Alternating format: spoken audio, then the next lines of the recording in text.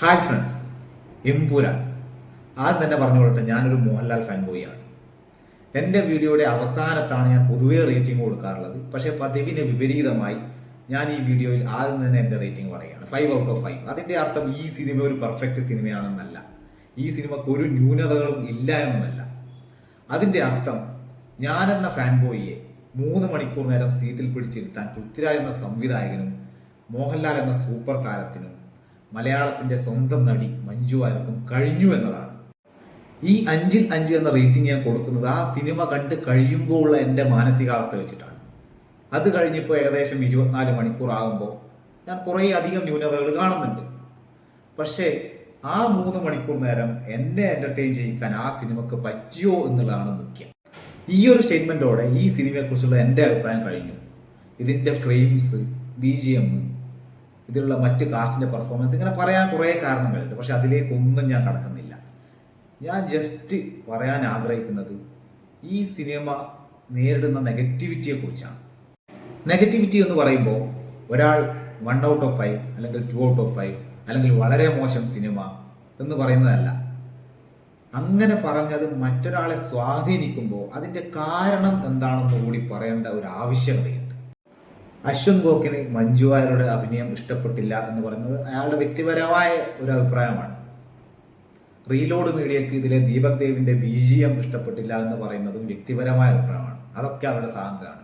ഇപ്പം ഞാൻ ഈ പറയുന്ന വീഡിയോ കൊള്ളില്ല എന്ന് പറയുന്നത് ഒരാളുടെ അഭിപ്രായമാണ്, അതിന്റെ റീസൺ വെച്ച് പറയുന്നതാണെങ്കിൽ.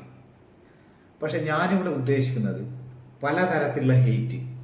ഒന്ന്, രാഷ്ട്രീയ പാർട്ടികൾ കൊടുക്കുന്ന ഹെയ്റ്റ്. അതിപ്പോൾ CPIM ആയിക്കോട്ടെ, കോൺഗ്രസ് ആയിക്കോട്ടെ, BJP ആയിക്കോട്ടെ, ഈ 3 പാർട്ടികൾക്കും സിനിമയിൽ നല്ല തട്ട് കിട്ടുന്നുണ്ടല്ലോ. 2, മറ്റുള്ള നടന്മാരുടെ ഫാൻസ് ചെയ്യുന്നത്. അത് ചിലപ്പോൾ മമ്മൂട്ടിയുടെ ഫാൻസ് ആകാം. ഇനിയിപ്പോൾ മമ്മൂട്ടിയുടെ ഫിലിംസ് ഇറങ്ങുമ്പോൾ മോഹൻലാലിന്റെ ഫാൻസ് ചെയ്യാറുണ്ട്. ഈ സിനിമയുടെ ആ ഒരു സ്കെയിൽ കണ്ടിട്ട് നോർത്തിൽ സൽമാൻ ഖാന്റെ ഫാൻസും ഇത് ചെയ്യുന്നതായിട്ടുള്ള വാർത്തകൾ കണ്ടിട്ടുണ്ടായിരുന്നു. അത് രണ്ടാമത്തേത്. മൂന്നാമത്തെ ചിലർ പറയുന്നത് ലൂസിഫറിന്റെ ലെവൽ എത്തിയില്ല. ലൂസിഫർ ആയിരുന്നു എനിക്ക് കൂടുതൽ ഇഷ്ടപ്പെട്ടത്. ഓക്കെ, സ്വാഭാവികം, അതും ഓരോ ആളുടെ ടേസ്റ്റ് പോലെ ഇരിക്കും. ചിലർ പറയുന്നത് ഞാൻ പ്രതീക്ഷിച്ച രീതിയിലുള്ള ക്വാളിറ്റി കണ്ടന്റ് അല്ലെങ്കിൽ സ്റ്റോറി ഈ സിനിമക്കില്ല. സുഹൃത്തുക്കളെ, എനിക്ക് ചോദിക്കാനുള്ളത്, നിങ്ങൾ ഇന്ത്യൻ സിനിമയിൽ ഈ അടുത്ത് വന്ന പടങ്ങളിൽ, ഫാൻസിനെ സാറ്റിസ്ഫൈ ചെയ്യുന്ന പടങ്ങളിൽ, നമ്മൾ മാസ് എന്റർടൈനേഴ്സ് എന്ന് പറയുന്ന പടങ്ങളിൽ സ്റ്റോറി ഗംഭീരമായ എത്ര പടങ്ങളുണ്ട്? ബോളിവുഡ് എടുക്കുന്നതാണെങ്കിൽ ഷാരൂഖ് ഖാന്റെ പഠാൻ, ജവാൻ, സ്റ്റോറി എന്താണ്, വളരെ ആവറേജ് ആണ്. സൽമാൻ ഖാന്റെ പടങ്ങൾ ഇപ്പോൾ നിലം തൊടാറില്ല. കോളിവുഡ് എടുക്കുന്നതാണെങ്കിൽ രജനീകാന്തിന്റെ ജയിലർ, എന്താണ് സ്റ്റോറി? ജസ്റ്റ് ഒറ്റ സെന്റൻസിൽ പറയാനേ ഉള്ളൂ. ഈവൻ വിക്രത്തിൻ്റെത്, കമൽഹാസന്റെ വിക്രം, അതും സ്റ്റോറിയൊക്കെ ആവറേജ് തന്നെയാണ്. തെലുഗു പോയി കഴിഞ്ഞാൽ RRR, പുഷ്പ 2, സ്റ്റോറിയൊക്കെ ആവറേജോ ബിലോ ആവറേജ് ആണ്.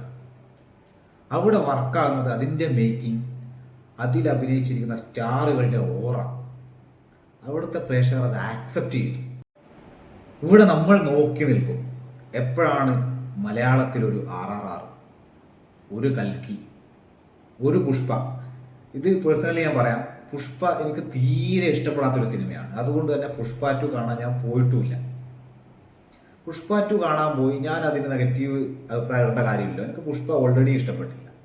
അപ്പോൾ നിങ്ങൾ തിയേറ്ററിൽ പോയി കാണുമ്പോൾ ഇൻ കേസ് ലൂസിഫർ വലിയ അഭിപ്രായമൊന്നും ഇല്ലെങ്കിൽ എമ്പുരാൻ പോയി കണ്ടിട്ട് എമ്പുരാൻ എങ്ങനെയാണ് ഇങ്ങനെയാണെന്ന് പറയുന്നതിൽ വലിയ കാര്യമൊന്നുമില്ല. അതായത് കണ്ടിട്ട് ഇറങ്ങി വരുന്നത് ഓക്കെ, അത് മറ്റുള്ളവരോട് പറയുമ്പോൾ ഓൾറെഡി ഫസ്റ്റ് പാർട്ട് ഇഷ്ടപ്പെടാത്ത ആൾ രണ്ടാമത്തെ പാർട്ടിനെ കുറിച്ച് കുറ്റം പറയുന്നത് അത് നല്ലതാണെന്ന് എനിക്ക് തോന്നുന്നില്ല. അതുകൊണ്ട് തന്നെ പുഷ്പ 2 ഞാൻ കണ്ടില്ല, അതിനെക്കുറിച്ച് അഭിപ്രായം പറയാനുമില്ല. അപ്പോൾ പറഞ്ഞു വന്നത് എന്താണെന്ന് വെച്ചാൽ, പാൻ ഇന്ത്യൻ എന്ന് പറഞ്ഞിട്ട് ഹിന്ദിയിലും തെലുങ്കിലും കന്നഡയിലും ഇപ്പോൾ തമിഴിലും ഇറങ്ങുന്ന രീതിയിൽ മലയാളത്തിൽ നമുക്ക് പറയാൻ വേണ്ടി ഒരു പടമില്ല. നമ്മൾ അങ്ങനെ അനൗൺസ് ചെയ്ത പടങ്ങൾ, ആടുജീവിതം ആയിക്കോട്ടെ, വേറെ അങ്ങനെ ആ ഒരു ലിസ്റ്റിലേക്ക് വരുന്ന പടം എൻ്റെ ഓർമ്മയിൽ പോലും വരുന്നില്ല. അതൊക്കെ ക്ലാസ് ആണ്. അപ്പോൾ നമുക്കും വേണം അങ്ങനെ ഒരു പടം. അങ്ങനെ ഒരു പടം ഇറക്കുമ്പോൾ അതിന് അത്യാവശ്യം ബഡ്ജറ്റ് ഉണ്ടാവും. കാരണം ഓൾ ഇന്ത്യ ഓഡിയൻസിനെ സാറ്റിസ്ഫൈ ചെയ്യിക്കണം. അതിന് അത്യാവശ്യം കുറച്ച് ബ്ലാസ്റ്റ്, ലൊക്കേഷൻസ്, പുറത്തുള്ള ലൊക്കേഷൻസ്, ഇതൊക്കെ വേണം. പൈസ ഇറക്കണം. ആ പൈസ തിരിച്ച് കിട്ടണമെങ്കിൽ നിങ്ങൾക്ക് എന്താണ് സ്റ്റൈൽ ഓവർ സബ്സ്റ്റൻസ് തന്നെയാണ് വേണ്ടത്. സ്റ്റൈലാണ് അതിൽ വിജയിക്കുക. നിങ്ങൾ സബ്സ്റ്റൻസ് കൂടുതലും സ്റ്റൈൽ കുറച്ചുമാക്കി ഇറക്കിയാൽ ആ പടത്തിന് അതിൻ്റെ ബഡ്ജറ്റ് തിരിച്ചു കിട്ടില്ല. ആ ഒരു റിസ്ക്കാണ് എമ്പുരാൻ്റെ പ്രൊഡ്യൂസേഴ്സും പൃഥ്വിരാജ് സുകുമാരൻ എന്നുള്ള ഡയറക്ടറും ഏറ്റെടുത്തത്. വളരെ താഴെ നിൽക്കുന്ന, ഞാൻ ബഡ്ജറ്റിൻ്റെ കാര്യത്തിലാണ് പറയുന്നത്, ആ ഒരു ഇൻഡസ്ട്രി സ്വപ്നം കാണുകയാണ്. പൃഥ്വിരാജ് സുകുമാരൻ തന്നെ ഒരു ഇൻ്റർവ്യൂ പറഞ്ഞത്, എന്നെക്കാളും കഴിവുള്ള എത്രയോ ഡയറക്ടേഴ്സ് ഉണ്ട്, ഈ ഒരു സിനിമയുടെ വിജയം അവരെ കൂടുതൽ മുമ്പോട്ടേക്ക് വരാൻ വേണ്ടി ഒന്ന് ഇൻസ്പയർ ചെയ്യിപ്പിച്ചേക്കും എന്നാണ്. ആ ഒരു ഉദ്യമത്തിന് വേണ്ടി അദ്ദേഹം കച്ചകെട്ടി ഇറങ്ങി. പല രാജ്യങ്ങളും സന്ദർശിച്ചു, ഷൂട്ട് ചെയ്തു. വെറുതെ അങ്ങ് ഷൂട്ട് ചെയ്യല്ല, അതിൻ്റെ ക്വാളിറ്റി നമുക്ക് തിയേറ്ററിൽ കാണാനുണ്ടായിരുന്നു. ഓരോ ഫ്രെയിംസും സ്ക്രീൻഷോട്ട് എടുത്തു കഴിഞ്ഞാൽ വാൾപേപ്പറാണ്. നമ്മളിൽ പലരും കുറേ അധികം ഹോളിവുഡ് സിനിമകളൊക്കെ കണ്ടവരായിരിക്കും, കൊറിയൻ സിനിമകൾ കണ്ടവരായിരിക്കും, ബോളിവുഡിൽ നിന്നുള്ള ഇൻ്റർനാഷണൽ ടൈപ്പ് പടങ്ങൾ കണ്ടവരായിരിക്കും. മേക്കിംഗ് ആണ് പറഞ്ഞത്. പക്ഷെ മലയാളത്തിലൊരു സാധാരണ പ്രേക്ഷകൻ മലയാളം സിനിമകൾ അല്ലെങ്കിൽ അവർ മാക്സിമം കാണുന്നത് തമിഴായിരിക്കും. അവരുടെ മുമ്പിലേക്കാണ് പൃഥ്വിരാജ് ഇങ്ങനൊരു പ്രൊഡക്റ്റ് വെക്കുന്നത്. അപ്പോൾ ഞാൻ പോയിട്ട് പറയുകയാണ്, ഇതിൽ കഥയില്ല, ഇത് എന്താണ് വളരെ മോശം സിനിമയാണെന്ന് പറയുമ്പോൾ നമ്മൾ ആരെയാണ് തോൽപ്പിക്കുന്നത്? സ്വപ്നം കാണാൻ വേണ്ടി നമ്മളെ പ്രേരിപ്പിക്കുന്ന ആ ഒരു സംവിധായകനെ മാത്രമല്ല, ആ ഒരു ഫിലിം ഇൻഡസ്ട്രീനെ മൊത്തമാണ് തോൽപ്പിക്കുന്നത്. നിങ്ങൾക്ക് കുറ്റം പറയാം, എണ്ണി എണ്ണി പറയാം, ഇന്നേ കാരണങ്ങൾ കൊണ്ട് എനിക്ക് ഇഷ്ടപ്പെട്ടില്ല എന്നുള്ളത്. അല്ലാണ്ട് ഇതിൻ്റെ കഥ ഇങ്ങനെയാണ്, ഇതിൻ്റെ കഥ വളരെ മോശമാണ്. ഞാൻ പറഞ്ഞല്ലോ, മാസ് പടങ്ങൾക്ക് അങ്ങനെ വലിയ കഥയൊന്നും വേണ്ട. നിങ്ങൾക്ക് രോമാഞ്ചം കിട്ടുന്നുണ്ടോ? നിങ്ങൾക്ക് തിയേറ്ററിൽ നിന്ന് 2 വിസിൽ വിളിക്കാൻ തോന്നുന്നുണ്ടോ? 1 ആർപ്പ് വിളിക്കാൻ തോന്നുന്നുണ്ടോ? ഈ സിനിമയിൽ തന്നെ സ്റ്റീഫൻ നെടുമ്പള്ളിയുടെ ജംഗിൾ ഫൈറ്റ്, ആ ഒറ്റ സീന് മാത്രം മതി പൈസ വസൂൽ പടമായി എമ്പുരാൻ മാറാൻ. സാധാരണയുള്ള ഒരു പ്രേക്ഷകൻ എമ്പുരാൻ കാണാൻ പോകുന്നത് ഖുറേഷി അബ്രഹാം തബുവ കാർട്ടറിനെ സെനഗൽ ഗവൺമെന്റിന്റെ മുമ്പിൽ പിടിച്ചിരുത്തി അല്ലെങ്കിൽ ചൈനീസ് ഗവൺമെന്റിന്റെ മുമ്പിൽ പിടിച്ചിരുത്തി നെഗോഷിയേറ്റ് ചെയ്ത് കാണാനോ ഇന്റർനാഷണൽ പൊളിറ്റിക്സ് കാണാനോ അല്ല. ഇതിൽ ഇത്രയും ലേയേഴ്സ്, ലൂസിഫറിൽ അത്യാവശ്യം ലേയേഴ്സ് ഉണ്ടായിരുന്നു, ഇതിൽ നമ്മൾ ഇതുവരെ കാണാത്ത തരത്തിലുള്ള ലേയേഴ്സ് ഉണ്ട് എന്ന് കാണിക്കാനുമല്ല. ഒരു കൊമേഴ്സ്യൽ എന്റർടൈനറിന്റെ ഉദ്ദേശം തിയേറ്ററിൽ നിന്ന് റവന്യൂ കിട്ടുക എന്നുള്ളതാണ്. റവന്യൂ കിട്ടുക എന്ന് വെച്ചാൽ കൂടുതൽ ആൾക്കാർ കയറുക എന്നുള്ളതാണ്. അതിന് വേണ്ടത് അതിലെ മെയിൻ താരം അദ്ദേഹത്തിനെ അഴിഞ്ഞാടാൻ വിടുക എന്നുള്ളതാണ്. അത് വളരെ കൃത്യമായി പൃഥ്വിരാജ് സുകുമാരൻ ചെയ്തിട്ടുണ്ട്. അതിൻ്റെ റിസൾട്ടാണ് ഇപ്പോൾ നമ്മൾ ബുക്ക് മൈ ഷോയിൽ കാണുന്ന ഈ തരംഗം സാധാരണ പ്രേക്ഷകർ കടന്ന് കയറുന്നത്. ആ കാണുന്നത് പൃഥ്വിരാജിൻ്റെ ആ ഒരു വിഷന്റെ റിസൾട്ടാണ്. അദ്ദേഹം എവിടെയും പറഞ്ഞില്ല ഞാൻ ചെയ്യുന്നത് ഒരു ബ്രഹ്മാണ്ഡ ചിത്രമാണ്, നിങ്ങൾ ഇതുവരെ കാണാത്ത അത്രയും മികച്ച കഥയിലൊരു ചിത്രമാണെന്ന് അദ്ദേഹം പറഞ്ഞില്ല. വലിയ സ്കെയിലുള്ള പടമാണ്, അത്രയേ പറഞ്ഞുള്ളൂ. ഇനിയിപ്പോൾ കുറ്റം പറയുന്നവർ, മോഹൻലാലിൻ്റെ ഒരു സ്റ്റാർഡം, അദ്ദേഹത്തിന് ഈ സിനിമയിൽ അഭിനയിക്കാൻ വേണ്ടിയുള്ള ഒരു മൊമെന്റ്സും ഇല്ല. പക്ഷെ അദ്ദേഹത്തിൻ്റെ ആ ഒരു ഓറ അത് പൃഥ്വിരാജ് മൊത്തമായി ഊറ്റിയെടുത്തിട്ടുണ്ട്. അതിതിൻ്റെ വലിയൊരു പോസിറ്റീവ് അല്ലേ? അത് പറഞ്ഞുകൂടെ? മഞ്ജു വാര്യർ അവർ മോശം റോള് ചെയ്യുമ്പോൾ നമ്മൾ അവരെ കുറ്റപ്പെടുത്താറുണ്ട്. ജാക്ക് ആൻഡ് ജില്ലൊക്കെ ഉദാഹരണമാണ്. പക്ഷെ അവർക്ക് പവർഫുള്ളായ റോള് കിട്ടി, ഒരു സ്റ്റാർ എന്നുള്ളത് ഉപരി നല്ല രീതിയിൽ പെർഫോം ചെയ്യാനുള്ള ഒരു റോള് കിട്ടി. അതിനോട് 100% അവർ നീതി പുലർത്തി.